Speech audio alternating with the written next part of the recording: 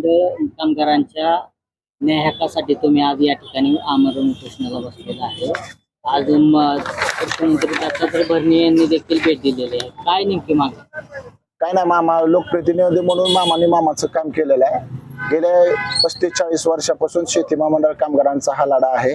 रामराज्य आयोग स्थापन झाल्यापासून 92-93 पासून आहे का आयोग लागू झाला, त्याची अंमलबजावणी झाली नाही आणि ती अंमलबजावणी व्हावी म्हणून विविध आंदोलन उपोषण युनियनच्या पद्धतीने काम करते।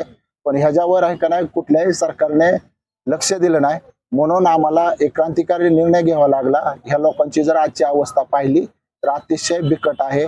त्यांच्यात जशी माळीण होईल तसं एक दिवस जर पाऊस पाणी जर आला तर एखादी जीवितहानी होईल त्या घरामध्ये। म्हणून आमची एकच शासनाकडे विनंती आहे, मुख्यमंत्री असेल, उपमुख्यमंत्री, महसूल मंत्री यांच्याकडे, मामा आहेत, आमदार खासदार आहेत, त्यांच्याकडे एकच आमची मूळ मागणी आहे की रामराज्य आयोगाच्या शिफारशी जशाच्या तशा स्वीकारा आणि त्याची अंमलबजावणी करा। तेवढ्या जर अंमलबजावणी केलं ना 6-7 मागण्यामध्ये आमच्या कामगारांचं पहिल्यासारखं दिवस येतील। तुमची मागणी मान्य नाही झाली तर तुमची भूमिका काय असणार? उद्याच्या 2 दिवसामध्ये आम्ही आमच्या कुटुंबासाठी, आम्ही 2-3 जण बसलोय, मी आहे, शेखर काटे आहे आणि आकाश आहे, आम्ही आमच्या कुटुंबासाठी ह्याच मंठामध्ये आहे का नाही ह्या कामगारांसाठी पेटवून घेणार आहे।